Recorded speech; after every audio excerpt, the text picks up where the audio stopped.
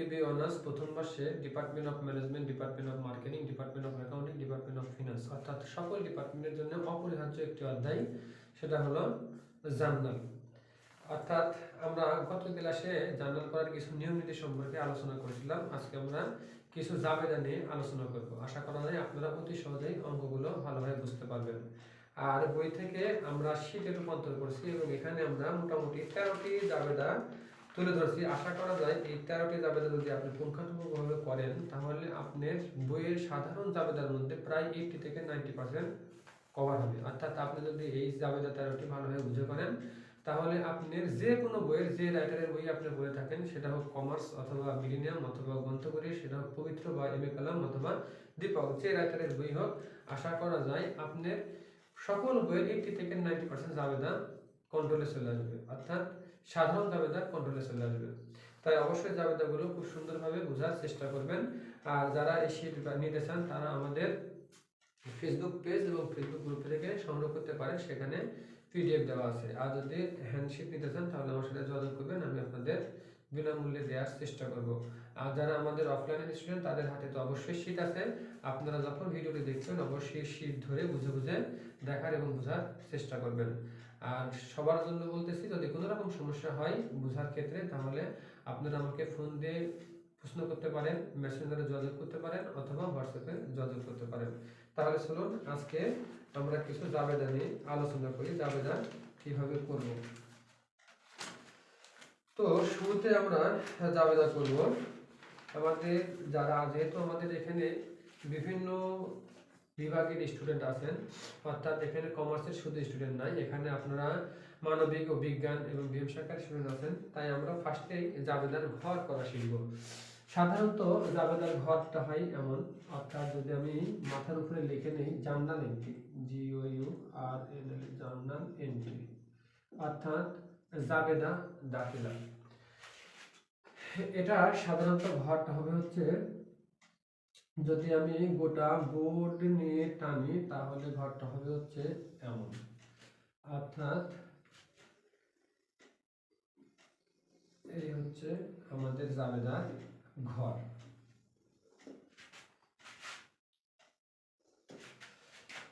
এটা হচ্ছে আমাদের ডেট, এটা হচ্ছে অ্যাকাউন্টস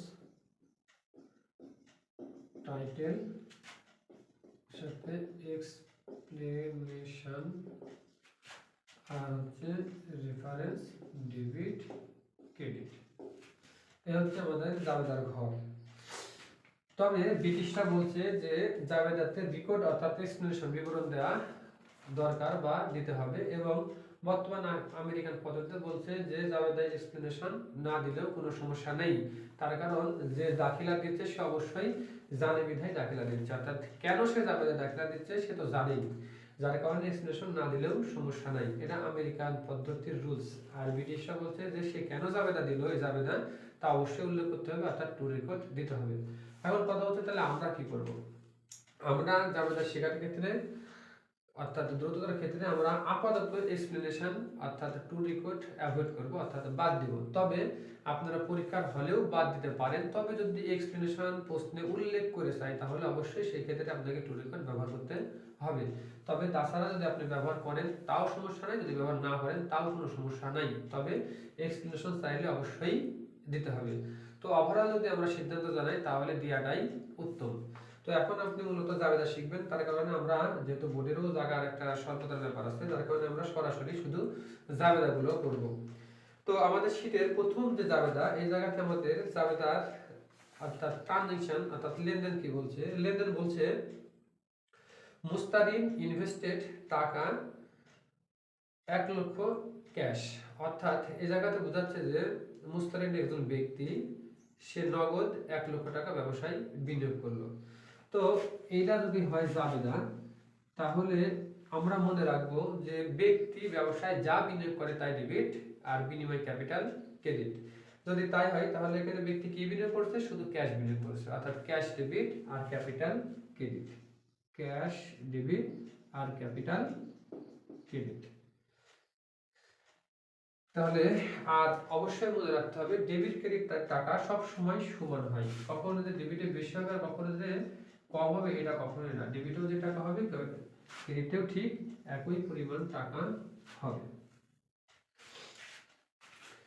2 নম্বরে বলছে কি, আরো একটি কথা বলে নিই, সাধারণভাবে চুরিবিদ্যা হিসাবে মনে রাখতে পারেন অথবা চিনার জন্য বোঝার জন্য মনে রাখতে পারেন। যদি ইনভেস্ট কথা উল্লেখ থাকে তাহলে যাবে না একদম ফিক্সড, অর্থাৎ ক্যাশ টু ক্যাপিটাল, অর্থাৎ সে বিনিয়োগ করছে, ইনভেস্ট মানে বিনিয়োগ করা, আর বিনিয়োগের যাবে না সাধারণত হয় ক্যাশ টু ক্যাপিটাল। তবে সে যদি ক্যাশের পাশাপাশি আরো কিছু বিনিয়োগ করে, ধরেন ইকুইপমেন্ট বিনিয়োগ করলো, বিল্ডিং বিনিয়োগ করলো, ফার্নিচার বিনিয়োগ করলো, যাই বিনিয়োগ করুক সকল প্রকার সম্পত্তি ডেবিট হবে এবং বিপরীতে ক্যাপিটাল ক্রেডিট হবে। তবে হ্যাঁ, যদি কোনো রকম দায়ও থাকে অর্থাৎ পেবল থাকে তাহলে সেটাও ক্রেডিট হয়।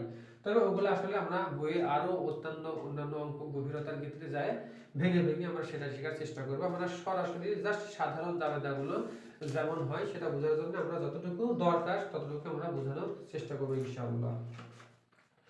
তো এখানে কি বলছিল, মুস্তারিন ইনভেস্ট 1 লক্ষ টাকা ইন ক্যাশ, অর্থাৎ সে নগদ 1 লক্ষ টাকা বিনিয়োগ করছে, সেক্ষেত্রে যাবে নাকি ক্যাশ টু ক্যাপিটাল, অর্থাৎ বিনিয়োগ করলে যাবে না ক্যাশ টু ক্যাপিটাল। 2 নম্বরে বলছে পারচেজ, ক্রয় করছে, ইনভেন্টরি পণ্য বা মজুদ পণ্য 50 লাখ টাকা ইন ক্যাশ, অর্থাৎ ব্যক্তি এবার কিছু ক্রয় করছে। আমরা মনে রাখবো পারচেজ অর্থাৎ ক্রয় যদি বোঝায় ব্যক্তি যা কিনবে তাই ডেবিট, ব্যক্তি যা কিনবে তাই ডেবিট, নগদ হইলে ক্যাশ ক্রেডিট। তাহলে এখানে বলছি ইন ক্যাশ, তার মানে কি নগদ, সেই ক্ষেত্রে আমাদের জানা হবে কি কিনছে, ইনভেন্টরি, ইনভেন্টরি, আর যেহেতু নগদে কিনছে সেহেতু ক্যাশ। কত টাকা, 50,000 টাকা, 50,000 টাকা। আচ্ছা, এবার 3 নম্বরে কি বলছে, পারচেজ, ক্রয় করছে ইকুইপমেন্ট 60,000 টাকা অন অ্যাকাউন্ট, বাকি দেন। আগেরটাও ক্রয় করছে, এটাও ক্রয় করছে। আগে কিনছিল কি ইনভেন্টরি, এখন কিনছে কি ইকুইপমেন্ট। আগে কিনছিল নগদে, এখন কিনছে কি সে বাকিতে। বাকিতে আমরা চিনলাম কিভাবে, আমরা গত দিনকে যখন নিয়মিত আলোচনা করেছিলাম তার মধ্যে আলোচনা করা ছিল যদি অন অ্যাকাউন্ট, অন ক্রেডিট, বিল বা ফর্ম বা টুতে যে কোনো ব্যক্তি প্রতিষ্ঠানের নাম থাকে তাহলে সেটা কি বোঝায়, বাকি বোঝায়। এবং পার্সে যদি বাকিতে সৃষ্টি হয় তাহলে অ্যাকাউন্টস পেয়েবলের সৃষ্টি হয়। তাহলে এখন ব্যক্তি কিনছে, যা কিনছে তাই ডেবিট, আমরা বলছি কি সে যা কিনবে তাই ডেবিট। তাহলে ইকুইপমেন্ট কিনছে, ইকুইপমেন্ট ডেবিট, আর যেহেতু বাকিতে কিনছে সেহেতু accounts payable credit, accounts payable credit. কত টাকা, 60,000 টাকা, 60,000 টাকা। আচ্ছা, তারপরে 4 নম্বরে কি বলছে, সেলস গুডস 70,000 টাকা ইন ক্যাশ। তাহলে এই জায়গাতে কি বলছে, বিক্রি করছে। যদি ব্যক্তি বিক্রি করে তাহলে টাকা আসে, এই ক্ষেত্রে আমরা কোনো সম্পত্তি গণনা করব না, অর্থাৎ ব্যক্তি বিক্রি করছে, বিক্রি করলে কি আসে, টাকা আসে। কেন আসলো, বিক্রি করছে তাই। অর্থাৎ যদি নগদে বিক্রি বোঝায় তাহলে যাবে না ফিক্সড, নগদে যদি বিক্রি বোঝায় তাহলে যাবে না ফিক্সড, কি যাবে না, টাকা আসছে তাই ক্যাশ ডেবিট, কেন আসছে, বিক্রি করছে তাই সেলস ক্রেডিট, অর্থাৎ ক্যাশ টু সেলস। নগদে বিক্রয় বোঝাইলে যাবে না কিয়ামত পর্যন্ত ফিক্সড, অর্থাৎ cash to sales, cash to sales. এবার আমরা 5 নম্বরে দেখব কি, 5 নম্বরে বলছে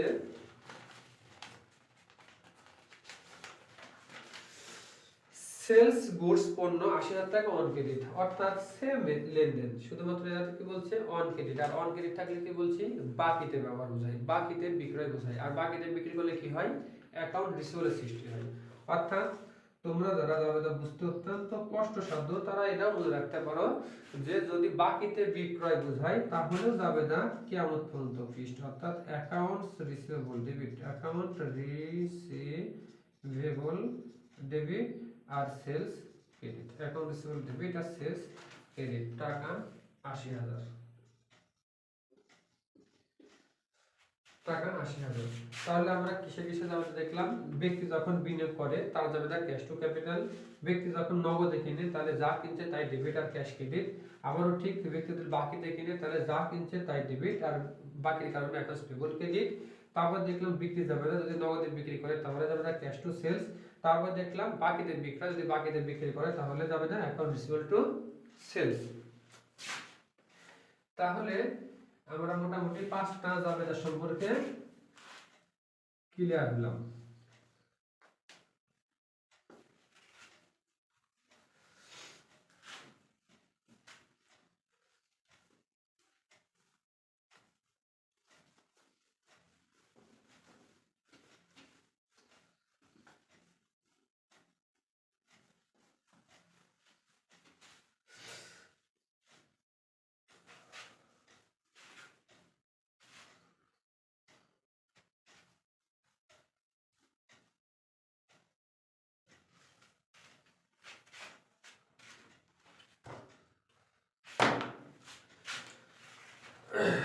তারপরে আমরা এবার সিরিয়াল 7 থেকে শুরু করব, 6 থেকে শুরু করব। তাহলে 6 নম্বরে আমাদের কি বলতেছে? 6 নম্বরে বলতেছে যে পেইড। পেইড মানে কি? প্রদান করা। পেইড মানে প্রদান করা। কি প্রদান করতে? স্যালারি টু এমপ্লয় 30,000 টাকা। এমপ্লয় মানে কর্মচারী, আর স্যালারি মানে হচ্ছে বেতন, অর্থাৎ কর্মচারীর বেতন প্রদান। খরচে জাবেদা, তুমি যদি খরচ চিনে থাকো তাহলে খরচে জাবেদা ফিক্সড, অর্থাৎ যে খরচ সংঘটিত হয় তাই ডেবিট, আর নগদ হলে ক্যাশ ক্রেডিট, বাকি হলে অ্যাকাউন্টস পেবল ক্রেডিট। তাহলে যাদের কি বলছে? পেইড। পেইড মানে টাকা চলে গেছে, তাহলে এটা বাকি থাকার কোনো সম্ভাবনাই নাই। তার মানে কি? নগদে। কি জন্য গেছে? আমরা কর্মচারীর বেতন দিছি তাই, অর্থাৎ এই জায়গাতে যাবে স্যালারি ডেবিট আর ক্যাশ ক্রেডিট, অর্থাৎ স্যালারি ডেবিট আর ক্যাশ ক্রেডিট। টাকা কত? টাকা 30,000, টাকা 30,000। ঠিক একইভাবে 7 নম্বরে বলছে কি? আউটস্ট্যান্ডিং স্যালারি টু এমপ্লয় 20,000 টাকা, অর্থাৎ কর্মচারীর বেতন বকেয়া আছে, কর্মচারীর বেতন বকেয়া আছে। আমরা বলছিলাম accrued due, outstanding, owing, owed, billed, unpaid, এই কথাগুলো থাকলে বকেয়া বোঝায়। আর বকেয়া যাবে দাও ফিক্সড। আমরা বলছিলাম যদি কোনো খরচ বকেয়া থাকে তাহলে যাবে দাও উক্ত খরচ এক্সপেন্স ডেবিট, আর ওই খরচ পেবল ক্রেডিট। আমাদের দৃষ্টি আকর্ষণের মধ্যে, নিয়মের মধ্যে আমরা এটা বুঝাইছিলাম এবং ওখানে লেখা ছিল। তাহলে যাতে আমাদের যাবে দেখি খরচ বকেয়া আছে। কি খরচ? স্যালারি খরচ। তাহলে স্যালারি এক্সপেন্স ডেবিট আর salary payable credit. Salary expense debit আর স্যালারি পেবল ক্রেডিট কত টাকা? 20,000 টাকা।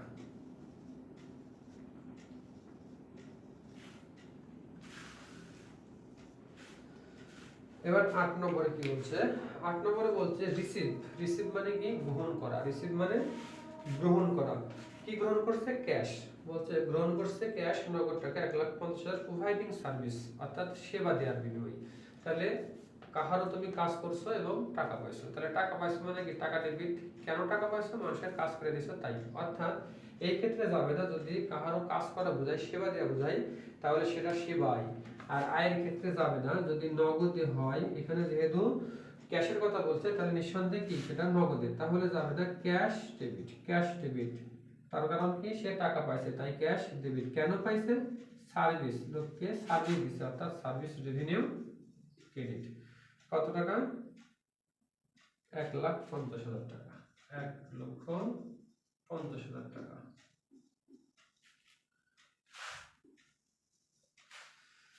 এবার 9 নম্বরে কি বলছে? 9 নম্বরে বলছে সার্ভিস প্রোভাইডেড অন অ্যাকাউন্ট, অর্থাৎ সেবা দেওয়া হয়েছে অন অ্যাকাউন্ট, বাকিতে। আমরা জানি যদি লেনদেনের মধ্যে অন অ্যাকাউন্ট, অন ক্রেডিট, বিল বা ফর্ম বা টুতে যে কোনো ব্যক্তি প্রতিষ্ঠানের নাম থাকে তাহলে সেটা কি বোঝায়? বাকি বোঝায়। আর বাকিতে যদি আয় সৃষ্টি হয় তাহলে অ্যাকাউন্ট রিসিভেবলের সৃষ্টি হয়, অর্থাৎ এই জায়গাতে বাকির কারণে হবে কি? Account receivable debit. Account receivable debit, receivable debit, আর service revenue credit. Service revenue credit কত টাকা? 1,20,000 টাকা। 1,20,000 টাকা।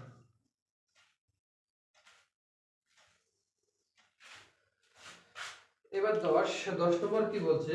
উইথড্র 10,000 টাকা ক্যাশ ফর পার্সোনাল ইউজ, ব্যক্তিগত প্রয়োজনে উত্তোলন। উত্তোলনটা মালিকানা সত্ত্ব, মালিকানার সত্ত্ব জাবেদা কিয়ামত পর্যন্ত ফিক্সড, অর্থাৎ তুমি আমি হয়তো দুনিয়াতে থাকবো না, কিন্তু জাবেদার কোনো পরিবর্তন হবে না যতক্ষণ পর্যন্ত এর নিয়ম নীতির রুলস কোনো পরিবর্তন না ঘটে। অর্থাৎ এই ক্ষেত্রে ড্রয়িং থাকলে জাবেদা ড্রয়িং টু ক্যাশ। যদি নগদ উত্তোলন বোঝায় তাহলে ড্রয়িং টু ক্যাশ, অর্থাৎ এই জায়গাতে জাবেদা হবে drawing to cash, DRAWING, drawing to cash. Drawing to cash কত টাকা? 10,000।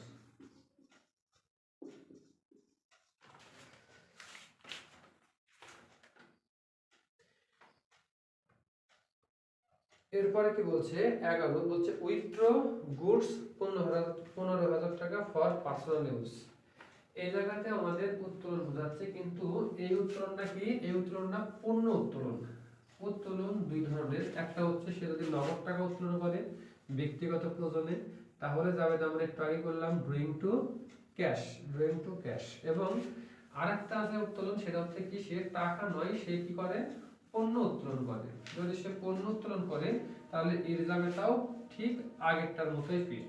তুমি আমি না থাকলেও এই জাবেদার কোনো পরিবর্তন হবে না।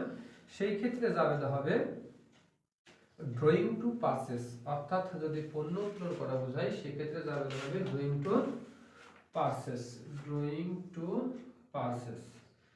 তাহলে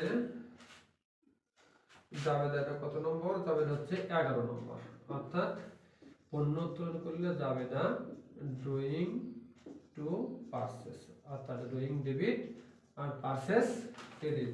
টাকা কত? টাকা 15,000।